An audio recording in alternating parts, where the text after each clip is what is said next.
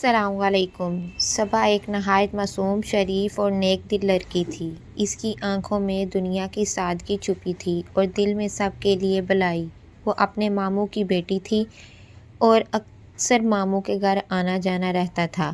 ان کا خاندان joint system میں رہتا تھا جہاں ہنسی خوشی رسم و رواج کے ساتھ زندگی گزر رہی تھی۔ صبا کی عمر بمشکل 20 سال تھی۔ کالج میں پڑھتی تھی لیکن ہر کام میں گھر والوں کا ہاتھ بٹاتی، خاص طور پر اپنی امی کے بچوں کو پڑھانا، برتن دھونا، کپڑے طے کرنا، سب کچھ۔ اس کی بھولی آنکھوں میں وہ چمک تھی جو اکثر سیدھے دلوں میں ہوتی ہے۔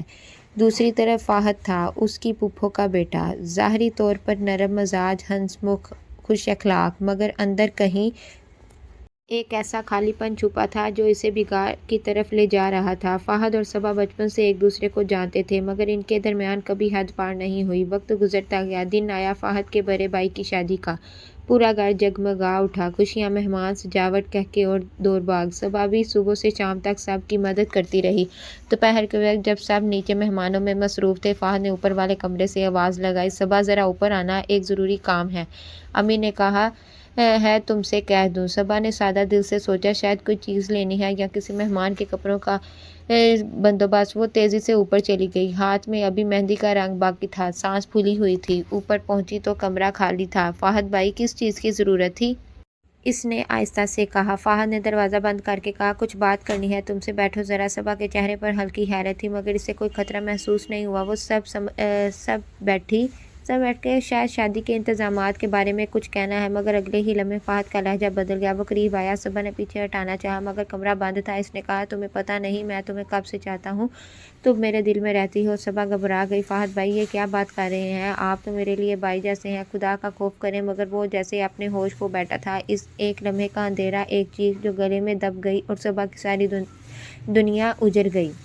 جب سب نیچے خوشیوں میں مصروف تھے، اوپر ایک معصوم لڑکی کا بھروسہ ٹوٹ گیا۔ ایک لمحے نے صبا کی زندگی کا رخ بدل دیا۔ وہ کمرے سے نکلی تو اس کی آنکھوں میں سمندر چھلک رہا تھا۔ نیچے کسی کو کچھ بتانے کی ہمت نہیں ہوئی، خوف، شرم اور رسوائی کا ڈر۔ وہ جانتی تھی اگر اس نے منہ کھولا تو لوگ سوال صبا سے ہی کریں گے، تم اکیلی کیوں گئی تھی؟ تم نے آواز کیوں دی؟ تم نے انکار کیوں نہیں کیا؟ ایسے سوال جو ظلم کرنے والے سے نہیں، ظلم سہنے والے سے کیے جاتے ہیں۔ دن گزرتے گئے، شادی ختم ہو گئی، محفلیں بکھر گئیں لیکن صبا کی آنکھوں کی چمک بجھ چکی تھی۔ گھر آ کر وہ ہر رات چپکے سے رویا کرتی۔ اس نے کسی کو کچھ نہ بتایا۔ ایک دن ماں نے پوچھا، بیٹی طبیعت ٹھیک نہیں لگتی؟ صبا بس اتنا بولی، امی کبھی کبھی انسان کا دل تھک جاتا ہے۔ مہینے گزر گئے۔ ایک دن فہد کے گھر سے خبر آئی، فہد کی شادی طے ہو گئی ہے، اگلے ماہ نکاح ہے۔ صبا کے دل پر چوٹ لگی۔ اس نے سوچا، کیا ظلم کرنے والا اتنی آسانی سے خوشیاں منا سکتا ہے؟ کیا خدا کو کچھ نظر نہیں آتا؟ مگر تقدیر کے کھیل نرالے ہوتے ہیں۔ شادی سے ایک ہفتہ پہلے فہد کی گاڑی کا خوفناک ایکسیڈنٹ ہوا۔ وہ کئی دن کومے میں رہا۔ ڈاکٹر نے کہا زندگی اور موت کے درمیان ہے۔ انہی دنوں فہد کے گھر والوں نے صبا کے ماموں کے گھر آ کر دعا کی درخواست کی۔ صبا رات بھر جاگ کر دعا مانگتی رہی، اللہ اسے معاف کر دے، لیکن اسے احساس دلا دے کہ اس نے کیا کیا۔ کچھ دن بعد فہد ہوش میں آیا۔ پہلی بات جو اس کے لبوں پر آئی وہ صبا کا نام تھا۔ وہ روتا رہا، کہتا رہا، میں نے ظلم کیا تھا، مجھے سزا ملی، اگر وہ مجھے معاف کر دے تو شاید خدا بھی کر دے۔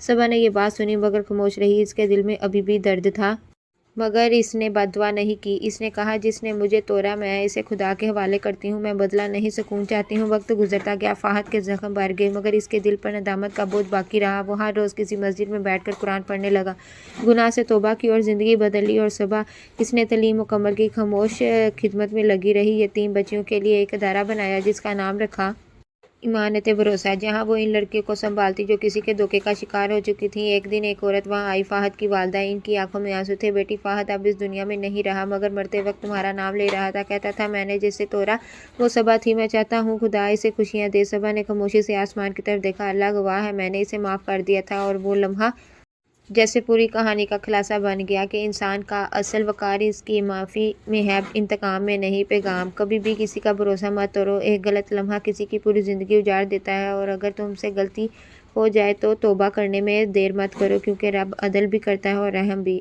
اگر کہانی اچھی لگی ہو تو اس کو لائک شیئر ضرور کریں اور ہمارے چینل کو ضرور سبسکرائب کریں۔ شکریہ۔